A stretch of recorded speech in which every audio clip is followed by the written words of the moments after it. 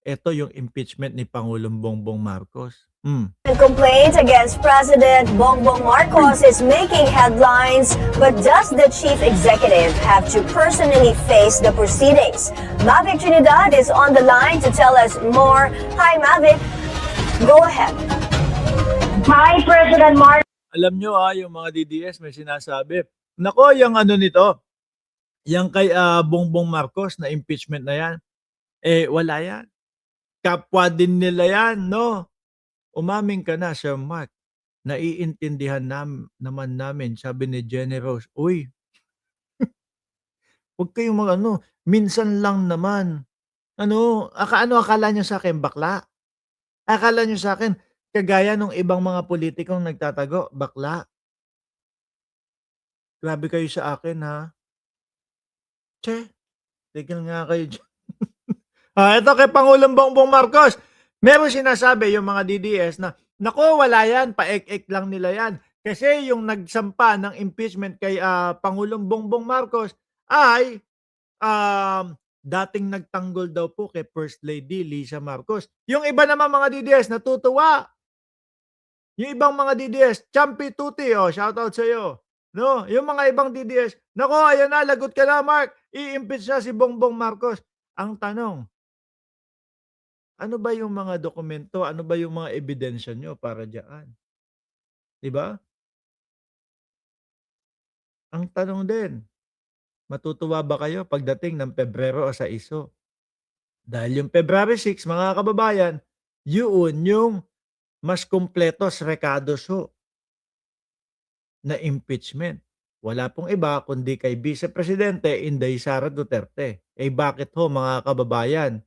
Yung kumpletos recados na po yun no? Hindi nila nga nasagot yun Simula nung umpisa pa lang ho, mga kababayan, lagi nilang sinasabi at laging ang tirada at atake nila ay dun po sa teknikalidad. Pero yung mismong issue at yung mismong problema ng Vice Presidente, walang ni isang sagot na isinagot doon. Isama mo na yung sa pagbabanta sa buhay ng Pangulo, asawa ng Pangulo, at kay Martin Romualdez. Ngayon po, ito may dadagdag pa. Yung kay Madriaga, kung sakali. 'Di ba, mapapatong pa yan sa tingin ko ho, mga kababayan. Yung mga salaysay ni Madriaga. Pati yung mga tingin ko, yung paggamit ng pera ng ipinagbabawal na gamot daw po, no? Doon sa kampanya. Yung kay Pangulong Bongbong Marcos, wala lang. Betrayal of public trust. Tapos, hindi nga na hindi nga naipakita Tapos tingnan nyo pa sa Congress, kung maghahagilap ng susuporta dyan sa Congress, mukhang malabo ho. Karamihan dyan sa Congress ay may tiwala kay Pangulo. Dahil nga po, nakikita mga kababayan, yung mga talagang ginagawa at trabaho ng Pangulo na gustong mapaangat ulit ang Pilipinas. Diba? Marcos Jr. is not required to personally appear to answer the impeachment complaint filed against him in the House of Representatives. This was stated by House Committee on Justice Vice Chair Jonathan Keith Flores. According to Flores, the President may respond to the ni Sir Eseng Mariano, hindi alam ng mga gunggong na DDS kung ano ang malversation o misconduct ng isang nagtatrabaho para sa publiko. Okay, mga DDS, dapat alam nyo yan, no? Allegations through written documents and does not need to attend face-to-face proceedings. At present, the Committee on Justice has not yet received a copy of the impeachment complaint. Flores said the complaint has not yet... Naalala ko si Tobit Tiangco. No? Singit ko na din dito pero tungkol naman sa impeachment Naalala ko lang bigla si Tobit Tiangco. May sinabi siya doon sa mga interview niya na kapag walang mga naipakulong na mga alam ko kung hindi ako nagkakamali, pagka walang mga naipakulong dito sa mga flood control, dito sa mga ghost project, hindi ako pipirma diyan sa impeachment ni Sara Duterte. Ganun ba yun? Ganun ba dapat, mga kababayan? Wala naman yan O hindi na lang ako pipirma dito.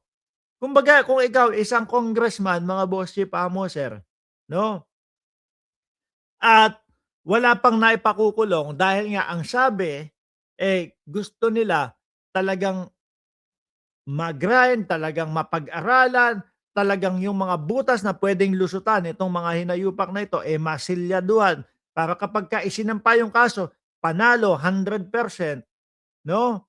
Um, kung wala pang nakukulong dahil dun sa tagal na yon, dahil talagang pinupuro, tapos sasabihin mo, "Hindi ako pipirma diyan kay Sara Duterte na impeachment kasi wala pang nakukulong diyan, dito sa mga ghost project, flood control project." Ano yun, kaso ayan 'no, kaliwa't kanan na yung naipapakitang ebidensya laban sa Vice Presidente. Wala, ayoko yan, ayoko ng ebidensya na yan, tutal, eto, parang lokohan naman yun, mga boss chief amo, sir, 'di ba? Ano na balita, Boss Mark? Sa picture na may ka-lips to lips si BP na ang sabi ay, Lord daw. Hindi ko nakita yun, 'no? Yung dapat sanang ikulong na wala ng impeach, tanggap siya sa kulungan ang BP ninyo. Tuloy. Being transmitted by the Office of the Secretary General to House Speaker Boji P. Once the doc reaches the Office of the Speaker, it Uy, nandito na si Ma'am Brenda Barton. Shoutout sa iyo, madam. Yan ang nakakainip, yung kay Sara Duterte, dapat mawala sa pwesto and makulong. Tingin ko naman po malapit na Pebrero 6 ho, mga kababayan, mag-uumpisa na ho yan, 'no? At ang sigurado ho ako, dahil nga nakikita natin ang galawan nitong mga DDS, ang sigurado ho ako, baka sa kampo nila talaga yung sinasabi nila na, "O eto kaya lang yan ano, kaya lang yan sinampahan ng impeachment si Bongbong Marcos para kumbaga fake impeachment yan," sabi nung iba. Para hindi na makapagsampa ng tunay na impeachment yung mga magsasampa ng tunay na impeachment kasi nga isa lang ang dapat kada taon na impeachment, which is yun yung kay Sara Duterte. Baka kayo ang gumawa niyan, 'di ba? What if hindi ma-impeach si Sara, may laban kaya yung ibang gustong tumakbo sa pagkapangulo?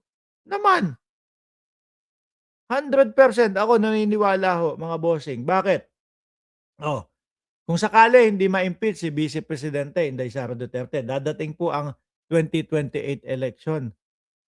Mag-join force lang ng tuluyan ang pink at pula, which is nakikita na po natin, mas umiigting po yung samahan nung dalawa, 'di ba?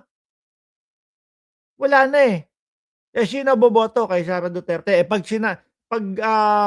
kunyari hindi pa na kunyari lang ho, baka sabihin niyo fake news ako. Kunyari po hindi pa nakukuha si Bongo ng ICC at nakatakbo pa sa 2028 election, baka sabayan pa niyan si Sara Duterte, lalong mahihiwalay, lalong maghahati yung boto ng mga DDS. Pero mga bossing, sa nakikita ho natin, talagang walang makakapigil doon sa pagsasanib puwersa ng pink at pula, Dahil yung mga kakamping nakikita nga po nila na etong pangulo natin is a working president, maayos at talagang gustong maiangat ang Pilipinas. So ngayon, like example na lang po, tinaas ni Pangulong Bongbong Marcos yung kamay ni Ombudsman Boying Remulla. Sana, 'no? Sana, sa pagkapresidente. Tapos si Risa Ontiveros sa pagka-Vice Presidente.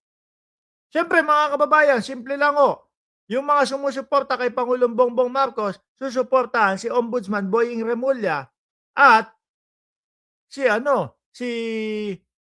yung tatakbong Vice Presidente na kung sakali Risa Ontiveros. Ganon din po ang mangyayari diyan, mga kababayan, sa mga kakamping. 'Di po ba? Yung mga kakamping, siyempre susuportahan nila si Risa Ontiveros sa pagka-Vice Presidente, susuportahan nila yung presidenteng, katandem ni Risa Ontiveros. Sa mga DDS, dun lang ho yun. Kung ipagmamalaki nila yung INC na boboto, ako po naniniwala po ako na yung mga this time po, na yung mga ano nila, miyembro nila, may sari-sarili na din pong mga pag-iisip yan. At hindi na lang basta, sunod tayo doon kay Sara Duterte ang boto natin. Hindi na ho gano'n. Malamang sa alamang ho yan, yung iba sa kanila o karamihan sa kanila, eh, naku hindi pa nga niya nasasagot yung mga confidential funds, eh. Naku, eh, nakakatakot maging presidente 'yan, nagbabanta sa buhay pagkalaban nila. Oh, 'di ho ba?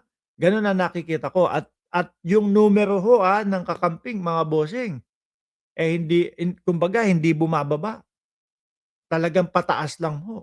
Ngayon nakita niyo yung mga boto ni Kiko Pangilinan, ni Bam Aquino nung nanalo sila?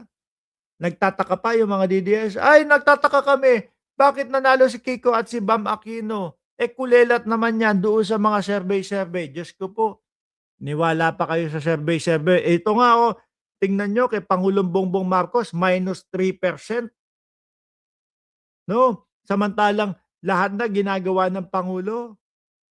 Oh, tapos yung